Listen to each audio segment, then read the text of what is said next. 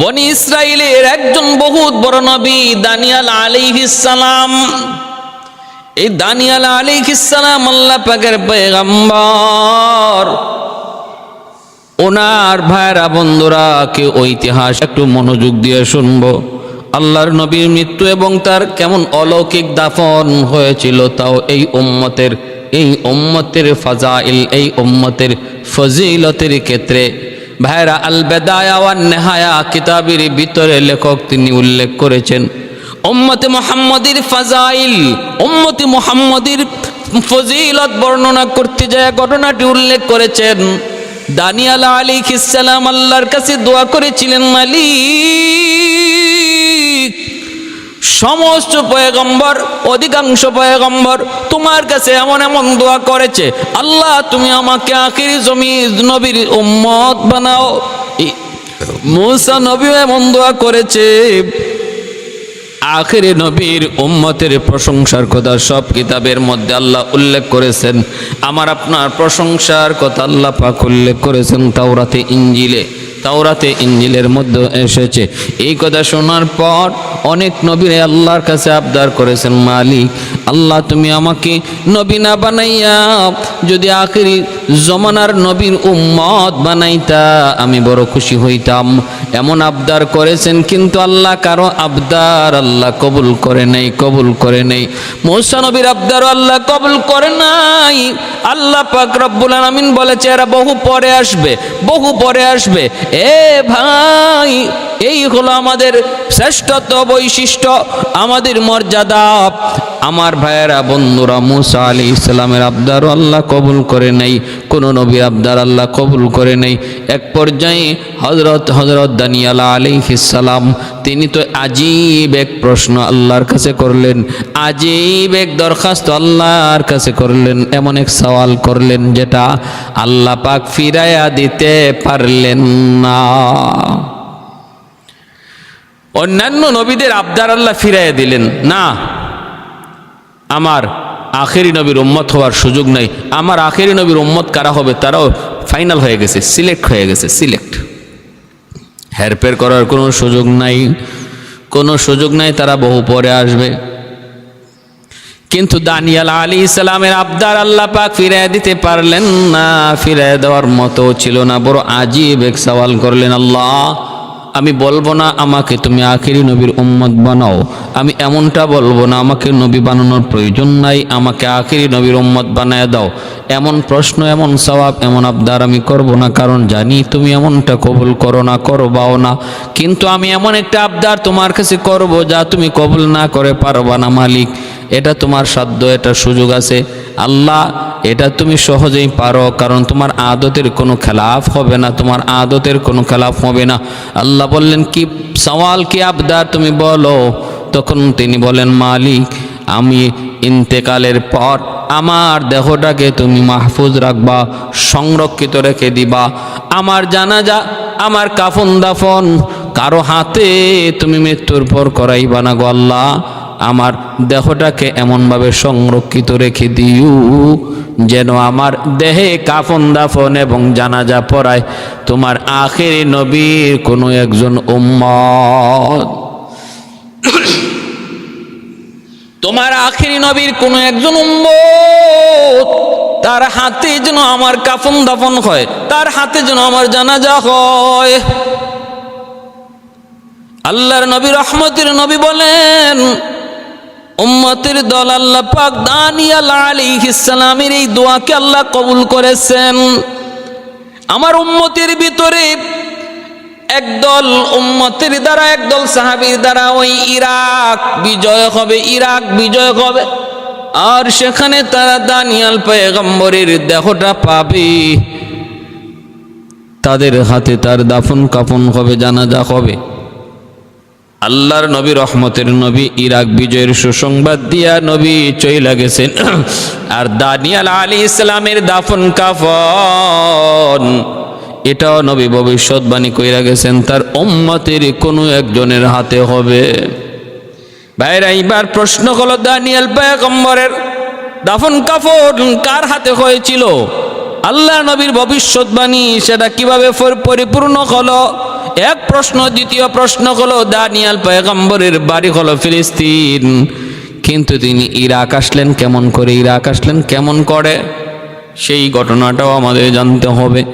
ভাইয়েরা বন্ধুরা, তাহলে এবার শুনুন, ফিলিস্তিনে বনি ইসরাইল বসবাস করে দানিয়াল আলাইহিস সালাম তাদের মধ্যে আল্লাহর পয়গম্বর হিসেবে নিযুক্ত হন। তিনি তাদেরকে কালেমার দাওয়াত দিতে থাকেন, কিন্তু তারা কালেমার দাওয়াত তারা গ্রহণ করে না। এটাই উম্মতদের একটা খাসলত বৈশিষ্ট্য ছিল, কোনো উম্মতি তার নবীকে প্রাথমিকভাবে গ্রহণ করত না। ইয়া হাসরাতান আলাল ইবাদ ইয়া হাসরাতান আলাল ইবাদ মা ইয়াতিহিম মির রাসূলিন ইল্লা কানু বিহি ইস্তাহজিউন।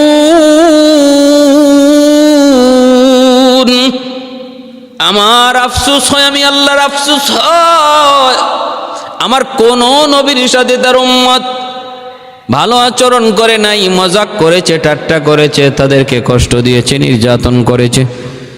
দানিয়াল আলাইহিস সালামের উপর উম্মত বনি ইসরাইল তারা নির্যাতন করলো, তার কথা মানল না, বরং তার অবাধ্য হয়ে গেল। আর আল্লাহর পয়গম্বর নিরাশ হয়ে গেলেন। আল্লাহ পাক রব্বুল আলামিন আযাব দিলেন, আযাব বনি ইসরাইলের উপর। বলে এটা কেমন আযাব? তখন পৃথিবীর বাদশা ছিল এক জালেম শাসক, যার নাম ছিল বুখতানসর। রাজধানী ছিল ইরাক।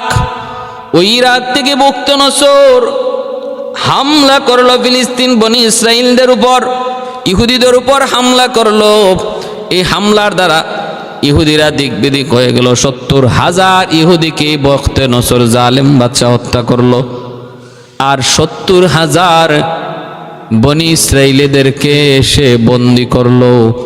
বন্দীদের ভিতরে নবী পয়গম্বর দানিয়াল আলাইহিস সালামও ছিলেন। বুঝতেছেন?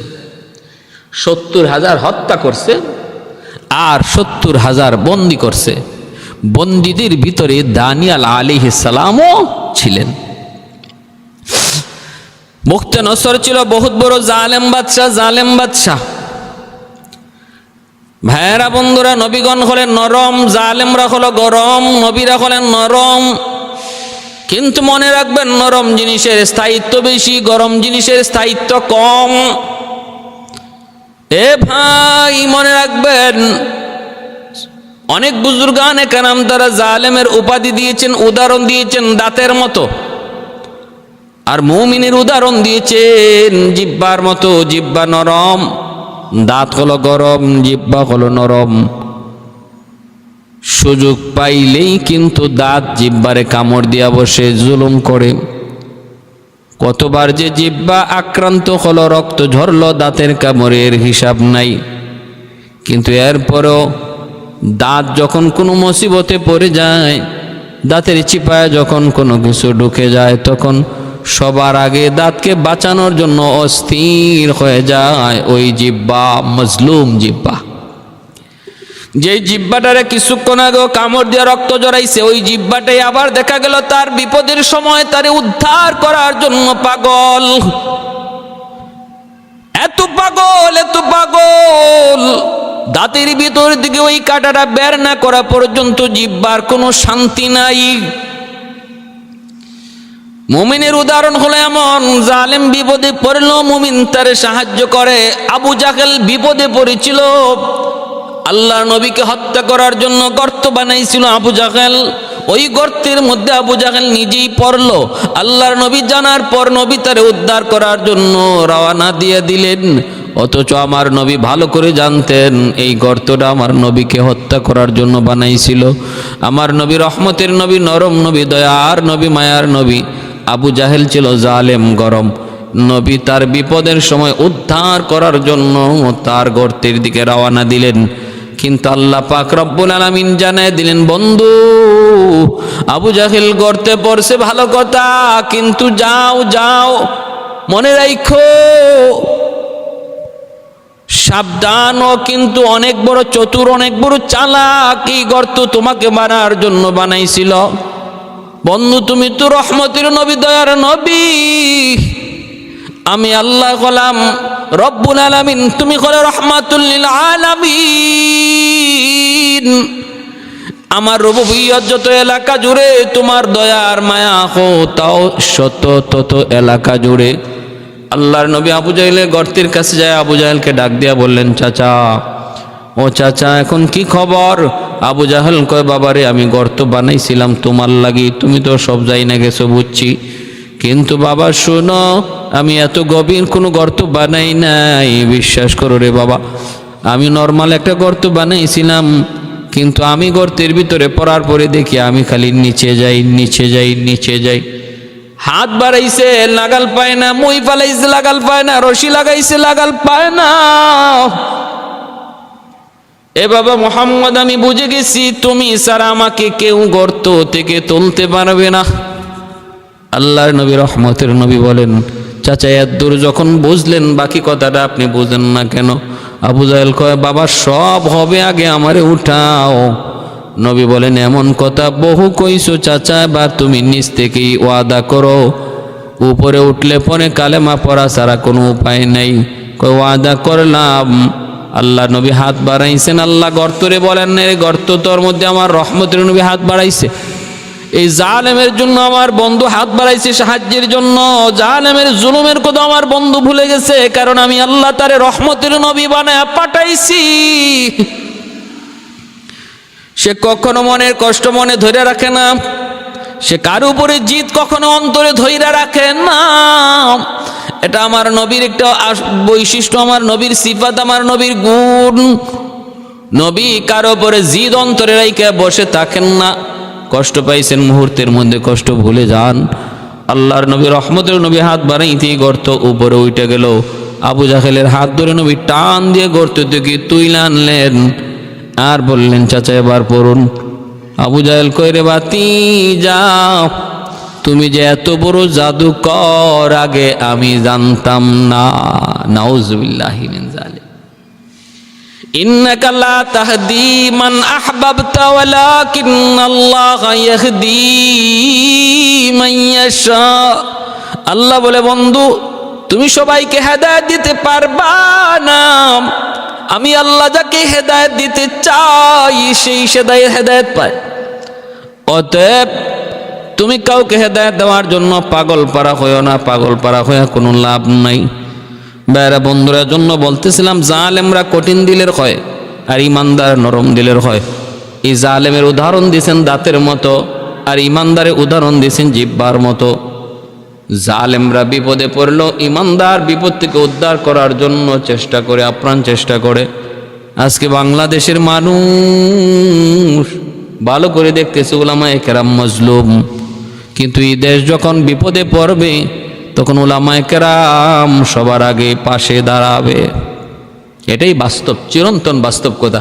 আপনি মানেন আর না মানেন, আমার কিছু আসে যায় না। মনে রাখবেন, উলামায়ে কেরাম জাতির বন্ধু, দেশের বন্ধু। যত জুলুমই তাদের উপরে আসুক, তারা কখনো দেশ ভুলবে না, জাতিকে ভুলবে না, বিপদের সময় পাশে দাঁড়াবেই। এটা আজকের কথা নয়, সেটা অতীতের কথা, ইতিহাসের কথা বলছি।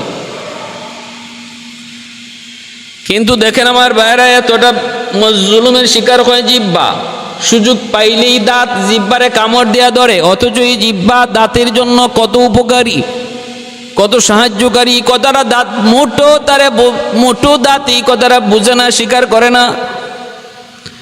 এত জুলুমের পর বলুন তো দেখি, শেষ পর্যন্ত টিকে থাকে কে? জিহ্বা না দাঁত? কে টিকে থাকে শেষ পর্যন্ত? মানুষ যখন বৃদ্ধ হয়ে যায়, কবর পথের যাত্রী হয়, তখন টিকে থাকে কেডা? আজ পর্যন্ত এমন কাউকে শুনি নাই মৃত্যুর আগে তার জিহ্বাটা পইরা গেছে, এমন কোনো মানুষের কথা আজ পর্যন্ত শুনি নাই। কিন্তু মৃত্যুর আগে দাঁত পইরা গেছে, দাঁত একটাও ছিল না, এমন কথা হাজারো হাজারো শোনা যায়, দেখা যায়।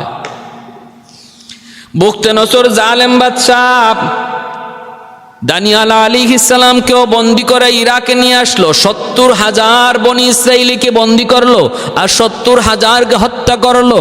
বন্দি করে রাখলো ইরাকের এক বন্দিখানায়, জিন্দানখানায়। ওই অবস্থায় ভাইরা বন্ধুরা, আল্লাহর পয়গম্বর জেলখানার ভিতরে দাওয়াত দিতে লাগলেন। বনি ইসরাইল তখন একে অপরকে বলতে লাগলো, এটা আমাদের হাতের কামাই, আমরা কেন নবীকে মানলাম না, এজন্য আজকে আমাদের হাতের কামাই আমরা জালেমের জুলুমের শিকার হয়েছি। আমরা নবীকে নামাই না, নবীর বিরোধিতা কইরা চরম পর্যায়ে অন্যায় করেছি। আর অন্যায় করা ঠিক নয়। চলো আমরা সবাই এখানে যারা আছি আমরা অন্তত নবীর হাতে কালেমা পড়ে মুসলমান হয়ে যাই, আমরা তার দাওয়াতের উপর বিশ্বাস করি। এই বইলা দেখা যায় জেলখানার ভিতরে 70,000 বনি ইসরাইল তারা জেলের ভিতরে নবীর হাতে হাত রেখে কালেমা পড়ে মুসলমান হয়ে গেল। আর বলতে লাগলো, নবী গো একটু দোয়া করুন, আল্লাহ পাক যেন আমাদেরকে এই জালেমের জুলুম থেকে আল্লাহ হেফাজত করেন, আল্লাহ যেন আমাদেরকে জিন্দানখানা থেকে আল্লাহ আমাদেরকে বের করার পথ আল্লাহ পাক যেন দিয়ে দেন। নবী আল্লাহর কাছে দোয়া করলেন, মালিক এতদিন পর্যন্ত ওরা তোমাকে চিনে নাই, এখন তোমার পরিচয় পেয়ে গেছে, তোমার নবীকেও পেয়ে গেছে, নবীর পরিচয় পেয়ে গেছে। আল্লাহ তুমি হেফাজত করো, তুমি উদ্ধার করো, তুমি উদ্ধার করো। এই বইলা নবী আল্লাহর কাছে দোয়া করতে লাগলেন। আল্লাহ পাক রব্বুল আলামিন দোয়া কবুল করলেন। এখন তাদেরকে জেলখানা থেকে বের করার পালা। কেমন করে জেলখানা থেকে বের হবেন আল্লাহ পাক সেই পদ্ধতি বের করে দিলেন। শুনবার ইচ্ছা আছে তো? কি সেই পদ্ধতিটা ছিল? বখতিয়ার জালেম বাদশাহ একটা স্বপ্ন দেখছে, আজীব স্বপ্ন। লাফ দিয়া উঠছে গভীর রাত্রে স্বপ্ন দেখিয়া ভয়ে, আবার ঘুমাইছে। ঘুম থেকে ওইটা স্বপ্নের কথা ভুলে গেছে, শুধু এদ্দুর মনে আছে একটা ভয়ঙ্কর স্বপ্ন দেখছিল, কিন্তু স্বপ্নটা যে কি এটা আর ইয়াদ হয় না, আল্লাহ ভুলাই দিছে। সকালবেলা মন্ত্রী পরিষদকে ডাকলো, গণকদেরকে ডাকলো, জ্যোতিষীদেরকে ডাকলো, জালেম সবাইকে ডাকলো, এই বখতিয়ার জালেম বাদশাহ সবাইকে ডাকলো। ডাইকে বলতেছে, যে 4 জন মানুষকে আল্লাহ তামাম দুনিয়ার বাদশাহী দান করেছিলেন, এর মধ্যে 2জন মুমিন, 2জন কাফের। যে 2জন কাফের এর মধ্যে একজনই বখতিয়ার, আরেকজন নমরুদ। আর 2জন ইমানদারকে আল্লাহ দুনিয়ার বাদশাহী দান করেছিলেন, একজন হলেন হযরত সুলাইমান আলাইহিস সালাম, আরেকজন হলেন যুলকারনাইন। এই 2জনকে আল্লাহ পাক ইমানদার তাদেরকে দুনিয়ার বাদশাহী দিলেন, আর 2জন কাফেরকে আল্লাহ দুনিয়ার বাদশাহী দিলেন। এইবার প্রশ্ন জাগতে পারে, আল্লাহ পাক রব্বুল আলামিন দুনিয়ার বাদশাহীটা আল্লাহ কোনো বেঈমানকে কেন দিলেন? মুহাদ্দিসিনে কেরাম, মুফাসসিরিনে কেরাম ব্যাখ্যার ভিতরে তারা লিখছেন, কিতাবের ভিতরে আল্লাহ পাক বুঝাইতে চাইলেন, দুনিয়া আমি আল্লাহর কাছে বিন্দু পরিমাণে এর কোনো মূল্য নাই, এর কোনো দাম নাই। মাছির একটা পাখা, মশার একটা পকর পরিমাণ মূল্য এই দুনিয়ার নাই, এই দুনিয়ার নাই। যদি থাকতো আল্লাহ পাক রব্বুল আলামিন এক ডুব পানিও কোনো বেঈমানকে পান করতে দিতেন না। এজন্য আল্লাহ বুঝাইলেন, দুনিয়া আমি ইমানদারকেও দিব, বেঈমানরেও দিব। দুনিয়া আমি বেঈমানরেও দিব, ইমানদারকেও দিব, এমনকি বেঈমানকে আমি আল্লাহ বেশি দিব। কারণ এই দুনিয়ার কোনো মূল্য আমি আল্লাহর কাছে নাই। ইমানদারের মূল্য হলো আখেরাতে, ইমানদারের বাড়ি হবে আখেরাতে, জান্নাতে। জান্নাতের তুলনায় দুনিয়ারই নগণ্য তুচ্ছ পাওয়ার ক্ষমতা, দুনিয়ারই আরামায়েশের কোনো মূল্য আমি আল্লাহর কাছে নাই। ইমানদারের জন্য আমি আল্লাহ রেখে দিয়েছি জান্নাতের চিরস্থায়ী নাজ নিয়ামত, আরামায়েশ, উন্নত মানের ব্যবস্থা। আর দুনিয়ার ব্যবস্থা হলো নিম্নমানের, আবার সেটা হলো বড় ক্ষণস্থায়ী। এজন্য দুনিয়া আল্লাহ পাক রব্বুল আলামিন তিনি ইমানদারকেও দিবেন, বেঈমানরাও দিবেন। যেই গাছের ফল আল্লাহ ইমানদারকে খাওয়ান, ওই গাছের ফল আল্লাহ বেঈমানরাও খাওয়াবেন। যেই নদীর মাছ আল্লাহ ইমানদারকে খাওয়ান, ওই নদীর মাছ বেঈমানরাও আল্লাহ খাওয়ান। কারণ এই দুনিয়াতে আল্লাহ পাক রব্বুল আলামিন ইমানদারের খাতিরে বেঈমানদেরকে পালতেছেন, খাওয়াইতেছেন, কিন্তু দিতেছেনও বেশি। খাওয়াইতেছেন ইমানদারের খাতিরে, কিন্তু ওদেরকে খাওয়াইতেছেন বেশি, ইমানদার খাইতেছে কম। যার উসিলায় খাওয়ানো হইতেছে সে খায় কম, আর যারা খাইতেছে তারা খাইতেছে বেশি। যেমন উদাহরণ হলো বরযাত্রী। বিয়ের দিনে দেখবেন বরের উসিলায় বরযাত্রী খায়, কিন্তু বরে কম খায়, বরযাত্রীরা বেশি খায়, ঠিক না?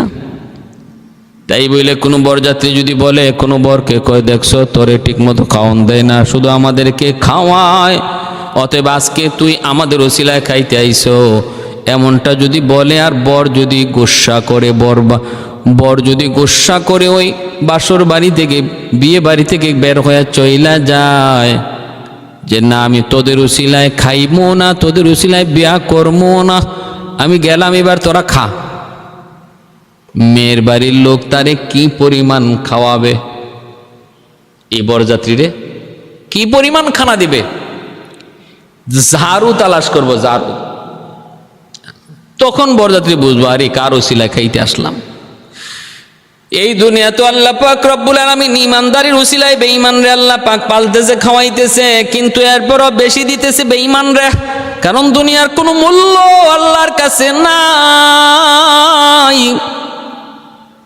আল্লাহ পাক দুনিয়া ওদেরকে বেশি দিতেছে, আর ঈমানদারকে বলে তুমি চুপ থাকো, কম খাও, কারণ বিয়ে বাড়িতে তোমার খাওয়ার দিন নয়, তোমার খাওয়ার দিন হলো বিয়ার পরের দিন থেকে। বাসর ঘর তোমার জন্য অপেক্ষায়, সেখানে তোমার জন্য বাসর ঘরে তোমার জন্য প্লেট রাখা হয়েছে সাজায়া। এই প্লেট, সাজানো প্লেট বরযাত্রীর কপালে নাই। এই বাড়ির যত মুরগি আছে সব তোমার পেটে যাবে, বরযাত্রীর পেটে আর মুরগি জুটবে না। ওদের খানা একদিন, আর তোমার খানা আজকে থেকে 100 দিন মাত্র শুরু হলো, আর শেষ হবে না। আল্লাহ বলেন ইমানদার মুমিন, দুনিয়াতেও তুমি একদিন খাওয়ার জন্য, দুনিয়ার হায়াতটা আখিরাতের হায়াতের তুলনায় একদিনও না, এর চেয়ে আরো কম। এই একদিন তোমার খানার দিন নয়, সেটা বেঈমান কাফির কুফফারের জন্য, কারণ ওরা বরযাত্রী, তুমি হলে দুনিয়ার জন্য বর। ওরা যা খুশি খায় খাক, তুমি ওদের দিকে তাকাও না। আমি আল্লাহ জান্নাতে তোমার জন্য বাসর ঘর সাজায় রাখছি, সেখানে বিভিন্ন জাতের খাবারের প্লেট, বিভিন্ন জাতের খাবারের আইটেম তোমার জন্য রেখে দিয়েছি রে বান্দা। অতএব না না, ওদের খানা একদিন, তোমার খানা চিরদিন। তোমার খানা জারি হবে, বন্ধ নাই। আর বেঈমানের খানা একদিন। দুনিয়ার হায়াত যতদিন আছে, দুনিয়ার হায়াত যতটুকু সময় আছে অতটুকুই, এরপরে এদের কপালে আর কোনো খানা নাই, আছে শুধু খালি সিন্নি আর সিন্নি। সিন্নি বুঝেননি? মায়ের কপালে আছে শুধু সিন্নি। ভাইরা, বুখতনসর জালেম বাদশাহ একটা স্বপ্ন দেখলো, আজীব স্বপ্ন। সকালবেলা জ্যোতিষীদেরকে ডাইকা বলে আমি একটা আজীব স্বপ্ন দেখছি, স্বপ্নের তাবির তোমরা বলে দাও, ব্যাখ্যা তোমরা বলে দাও। যদি ব্যাখ্যা না বলতে পারো আমি গর্দান নিয়ে আনিব, গর্দান। জ্যোতিষীরা কয় তাহলে স্বপ্নটা কি একটু কও দেখি। বাদশাহ বুখতনসর কয় স্বপ্নও আমার মনে নাই। জ্যোতিষীরা কয় এটা কেমন কথা, স্বপ্ন মনে নাই, আমরা স্বপ্নের ব্যাখ্যা করব কেমনে? কয় এত কিছু বুঝি না, কি স্বপ্ন দেখছি এটাও বলতে হবে, এবং স্বপ্নের ব্যাখ্যা কি এটাও জানাইতে হবে। এমনি তোমাদেরকে লাখ লাখ টাকা দিয়া পালতেছি। জ্যোতিষীদেরকে, গণকদেরকে কয় তোমাদের তুলে আমার রাজ্যের এত ভর্তুকি, এত ব্যয়, এত ব্যয়, এত খরচ, এত কিছু করতেছি, আজকে তোমরা আমি কি স্বপ্ন দেখছি এটাও যদি বলতে না পারো, স্বপ্নের ব্যাখ্যা কি তাও যদি জানাইতে না পারো, তাহলে কিন্তু সময় মাত্র 3 দিন, সব জ্যোতিষী আর গণকের গর্দান নিয়ে নিব। আচ্ছা আপনারা বলুন, এটা কত এক পাগলামি কথা, এটা কত বড় পাগলের কথা যে স্বপ্নের ব্যাখ্যা তো বলবেই, কয় স্বপ্ন কি দেখছি এটাও বলা লাগবে। জ্যোতিষীরা গণকেরা পড়ে গেল টেনশনে, ঘুম নাই, খানা নাই। হায় হায়, কেমন করে বলবো কি স্বপ্ন দেখছে। এইদিকে বাদশাহ বুখতনসর জালেম, তারও ঘুম নাই, খানা নাই। কি দেখলাম, কি দেখলাম, কি দেখলাম, কি দেখলাম।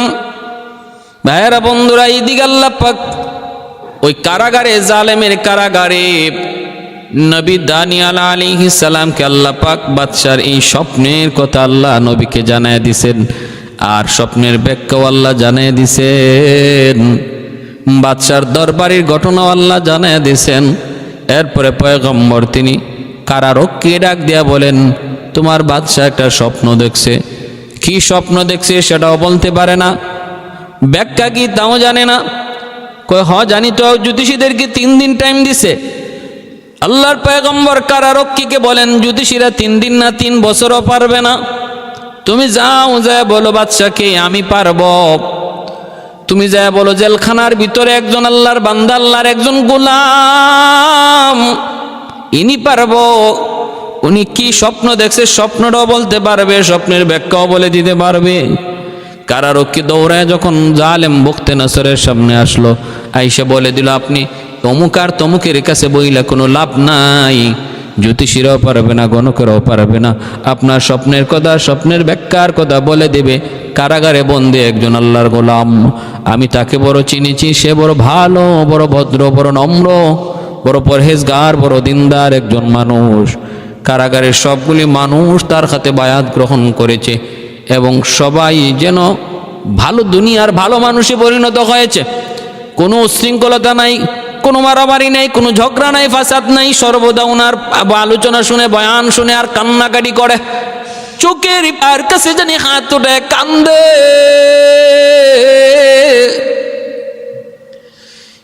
এইবার বাদশাহ কয়, যা তাড়াতাড়ি তারে নিয়ে আয়। জেলখানা থেকে সারে বাদশার দরবারে হাজির করা হলো। বাদশাহ এবার বলে, তুমি কি পারবা আমার স্বপ্নের কথা বলে দিতে? বলে, হ পারবো। কয় তাহলে বলো। কয় বলতে পারি, শর্ত কি? শর্ত হলো আমাকে সহ আমার বন্দি সবাইকে মুক্তি দিয়ে দিতে হবে। কয় সব ঠিক আছে, সব হবে, কোনো টেনশন তুমি করো না। আমার স্বপ্নের কথা যদি বলতে পারো, আমি তোমার আর তোমার বন্দীদের সবাইকে মুক্তি দিয়ে দিব। আল্লাহর পয়গম্বর হযরত দানিয়েল আলাইহিস সালাম তখন বলেন, বাদশাহ আপনি যে স্বপ্ন দেখেছেন সেটা হলো আপনি একটা বাগানের ভিতর দিয়ে হাঁটতেছেন, দেখেন তো মনে পড়েনি? কয় কিছু কিছু মনে পড়েছে। দেখবেন মাঝে মাঝে ঘুম থেকে ওঠার পর স্বপ্ন দেখেছি, আজীব স্বপ্ন, কিন্তু মনে থাকে না। হয়নি না? হয় না?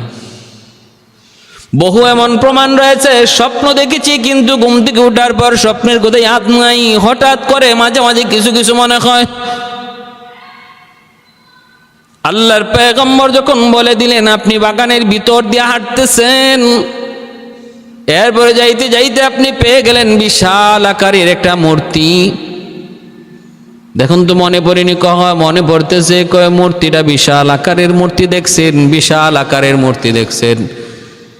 আপনি যাই দেখেন মূর্তির পা জমিনে, মাথাটা যেন আসমানে আসমানে মনে হয়, কিন্তু মূর্তিটার চেহারাটা হলো স্বর্ণের, বুকটা হলো তার রূপার, পেট হলো তামার, তারপরে পিতল, তারপরে লোহা, তারপরে মাটি। এই জিনিসগুলা দিয়ে তার মূর্তিটারে বানানো হয়েছে। প্রত্যেকটা জিনিস চমকাইতেছে। দেখুন তো মনে পড়েনি? বাদশা বলে হ। বাদশা বলে হ, মনে পড়েছে, মনে পড়েছে। এমনটাই আমি স্বপ্ন দেখেছি। এবার বলো তো দেখি। এরপরে কি বলে? আল্লাহর বান্দা, আল্লাহর পয়গম্বর তিনি বলে, বাদশা তোমার স্বপ্ন এখনো শেষ হয় নাই, আরো আছে। বলে কি? কয় সামনে তুমি দেখছো মাথার উপরে ছোট্ট একটা পাথর পড়লো। ওই পাথরটা মূর্তির মাথায় পড়া মাত্রই পাথরের আঘাতে মূর্তিটা ধূলিসাৎ হয়ে মাটিতে পড়ে গেল, চূর্ণ বিচূর্ণ হয়ে গেল। আর ছোট্ট পাথরটারে আপনি হাতে নিছেন, নিয়ে দেখতেছেন হাতের এই ছোট্ট পাথরটা অল্প অল্প করে বড় হইতে হইতে হইতে হইতে তাম দুনিয়াটা ঘিরে ফেলেছে।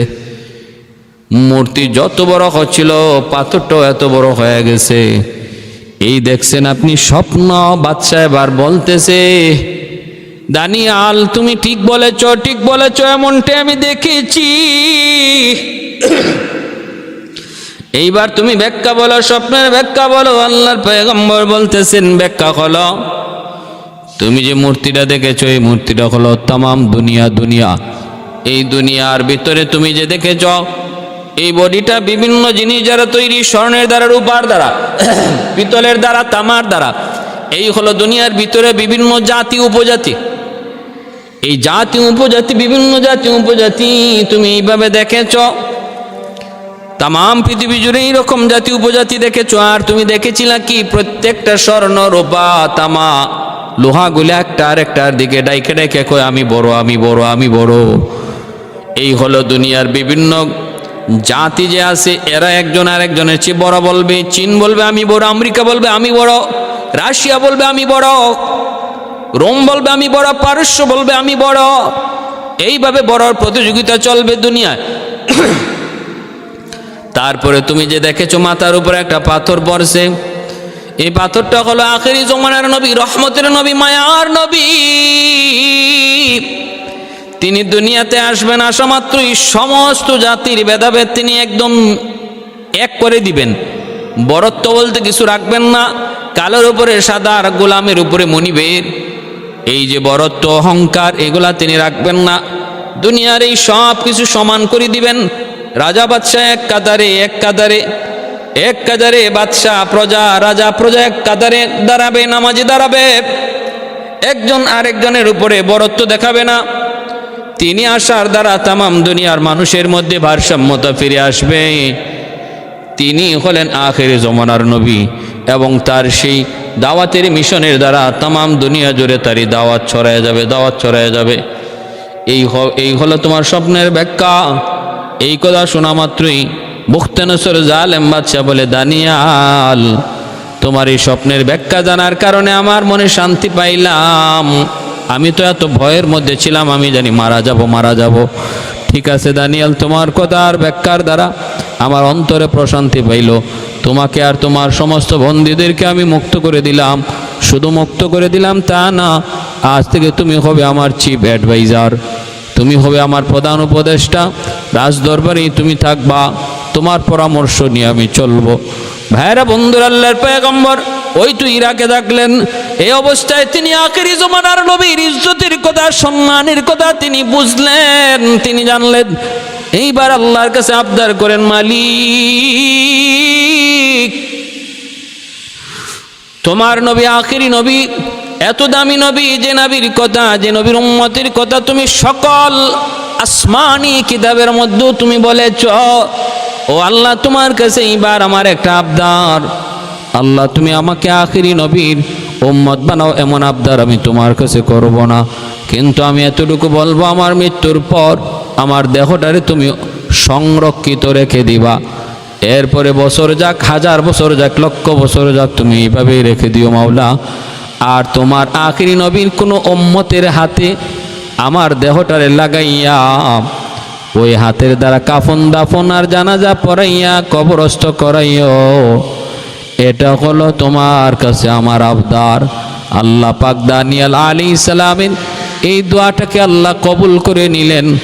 আমার নবী, রহমতের নবী বলেন, আমার উম্মত ইরাক বিজয় করবে, আর ইরাকে তারা দানিয়াল পয়গম্বরের দেহটারে তারা পাবে। সুবহানাল্লাহ। হযরত ওমর ফারুক রাদিয়াল্লাহু তাআলা আনহুর জামানা, খলিফাতুল মুসলিমিন, আমিরুল মুমিনিন হযরত ওমর ফারুক রাদিয়াল্লাহু তাআলা আনহুর জামানায় আবু মুসা আশআরী রাদিয়াল্লাহু তাআলা আনহুর নেতৃত্বে ইরাকে হামলা হলো। ইরাক বিজয় হলো, ইরাক বিজয় হলো।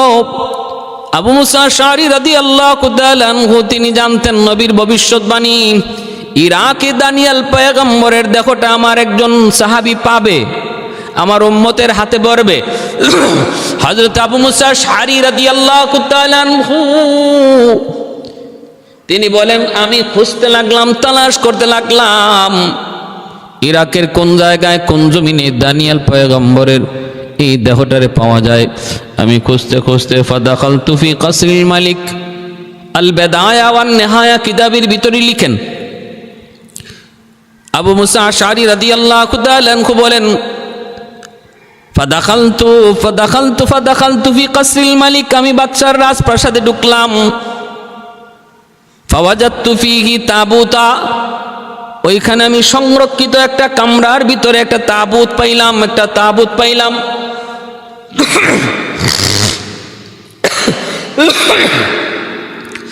আমি একটা কফিন পাইলাম, কফিন। এরপরে ওই কফিনের পাশে আমি দেখলাম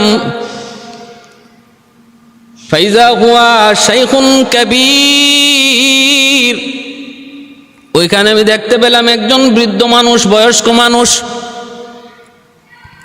আমি ওই বয়স্ক মানুষটার পাশেও একটা তাওরাত কিতাবের একটা কপিও পাইলাম, এবং একটা থলির মধ্যে একটা আংটিও পাইলাম। আমি ওই বৃদ্ধ মানুষটাকে বললাম লিমানি তাবুত, এই কফিনটা কার? বৃদ্ধ মানুষ, অতি বৃদ্ধ বয়স, তার বোঝা যাইতেছে কত হাজার বছর ঠিক নাই। তিনি বলতেছেন হাদা আলী দানিয়াল আলাইহিস সালাম, এই দেহটা হলো আল্লাহর পয়গম্বর দানিয়াল আলাইহিস সালামের দেহ। দানিয়াল আলাইহিস সালামের দেহ। দানিয়াল আলাইহিস সালাম এমন ছিলেন, ওই বৃদ্ধ মানুষটা বলে এনার ইন্তেকালের পরেও ওনার দেহটারে লইয়া যখন এলাকার মানুষেরা বৃষ্টির জন্য আল্লাহর কাছে চাইতো, সাথে সাথে আল্লাহ পাক এলাকায় বৃষ্টি নাজিল করতেন।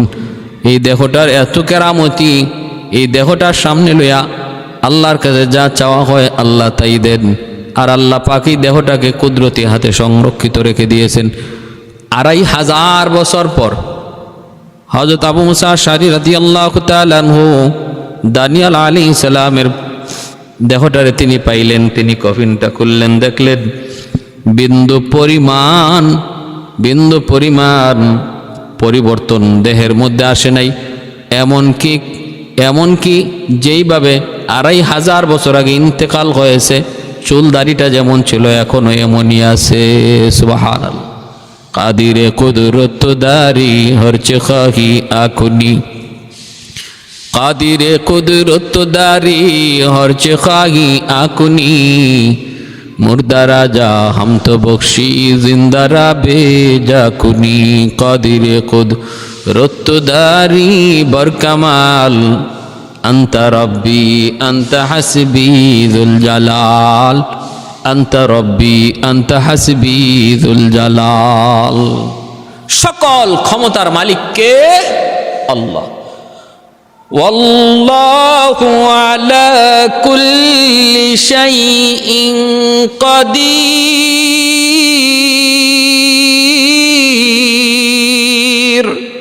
সকল ক্ষমতার মালিক হলেন আমার আল্লাহ।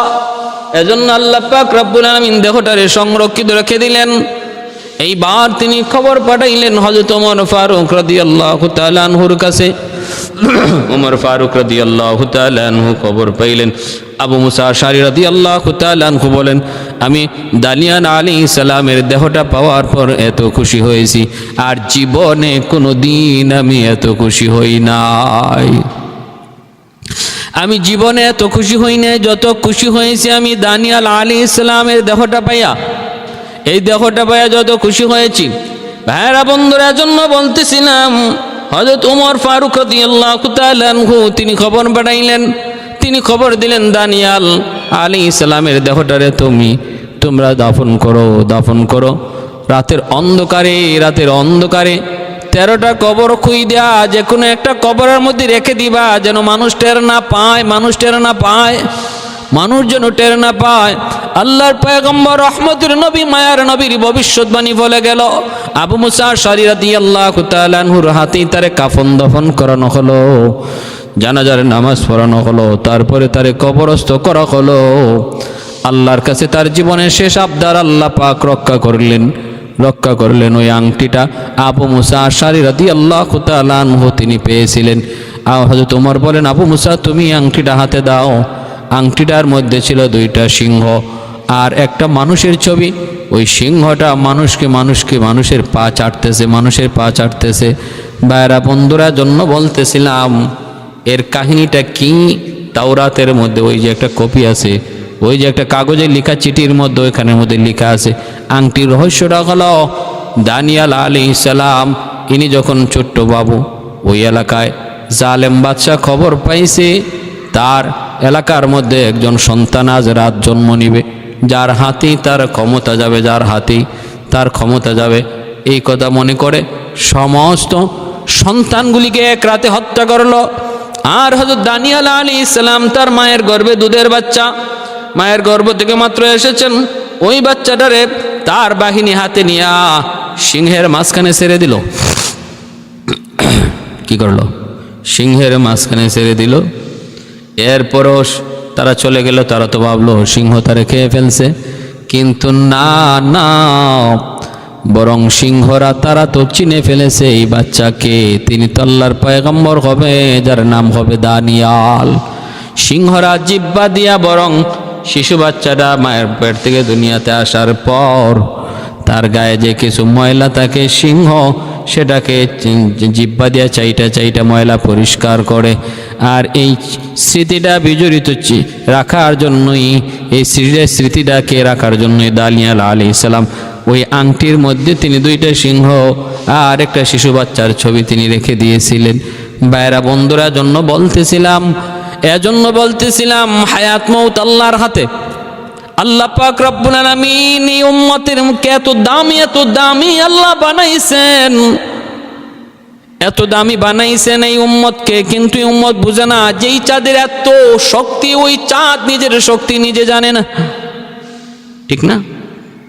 যে চাঁদ নদীতে জোয়ার যোগায়, সেই চাঁদ নিজেই তার শক্তি সম্পর্কে না ওয়াকিফ। উম্মতে মুহাম্মদের এত দাম, এত সম্মান, এত ইজ্জত, এরপর আমরা বুঝি না, জানি না। যে উম্মত হওয়ার জন্য বনি ইসরাইলের বহু নবীরা পর্যন্ত আল্লাহর কাছে দোয়া করছে, ঠিক না? আল্লাহর কাছে দোয়া করছে, কিন্তু আল্লাহ সবার দোয়া তো আল্লাহ কবুল করে নাই। আল্লাহ পাক কবুল করেছেন দানিয়াল আলাইহিস সালামের আবদার, কিন্তু সে আবদারটা ছিল কত সুন্দর। আল্লাহ পাক সে আবদার কবুল করে তার আশা পূরণ করেছেন। ভাইরা বন্ধুরা, যে জিনিস যত দামি, জিনিসের ইজ্জত, এই জিনিসের হেফাজত তত কঠিন, এই উম্মতের এত দাম।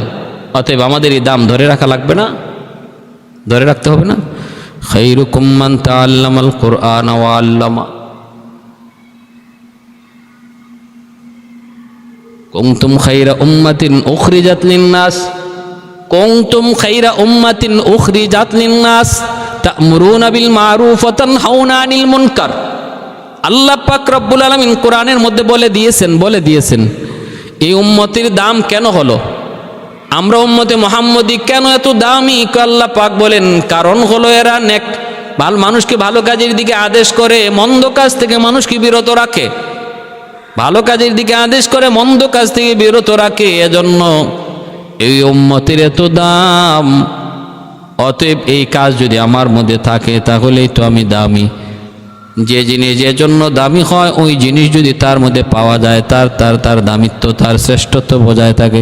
আর যদি ওই কাজ আর ওই জিনিস না পাওয়া যায়, তার শ্রেষ্ঠত্ব বজায় থাকে না, ঠিক না?